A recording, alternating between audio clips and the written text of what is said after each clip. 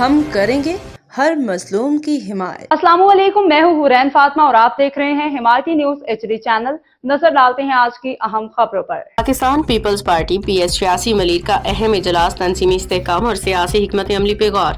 ملیر نمائندہ خصوصی۔ Pakistan Peoples Party PS 86 ضلع ملیر کے ذمہ داران کا ایک اہم اجلاس 10 اپریل 2026 کو بھٹو ہاؤس سیکٹر 16B شاہ لطیف میں رات 8 بجے منعقد ہوا۔ اجلاس کی صدارت جناب نذیر احمد بھٹو نے کی، جس میں پارٹی کے تنظیمی ڈھانچے کو مزید مضبوط بنانے اور موجودہ سیاسی صورتحال پہ تفصیلی تبادلہ خیال کیا گیا۔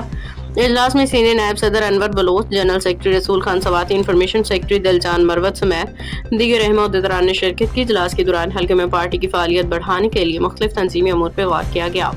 رہنماؤں نے اس بات پہ زور دیا کہ پارٹی کو گراس روٹ لیول پہ مزید فعال بنایا جائے تاکہ عوامی مسائل کو مؤثر انداز میں اجاگر کیا جا سکے۔ موجودہ سیاسی منظر نامے پہ گفتگو کرتے ہوئے شرکاء نے پارٹی کے کردار اور مستقبل کی حکمت عملی پہ بھی غور کیا۔ اس موقع پہ اس بات پہ اتفاق کیا گیا کہ پاکستان پیپلز پارٹی کو عوامی خدمت اور جمہوری اقدار کے فروغ کے لیے مزید متحرک کردار ادا کرنا ہوگا۔ اجلاس میں اتحاد اور نظم و ضبط کو خاص اہمیت دی گئی۔ تمام اراکین نے اس عزم کا اظہار کیا کہ پارٹی ڈسپلن، ڈیکورم اور باہمی اتحاد کو ہر صورت برقرار رکھا جائے گا۔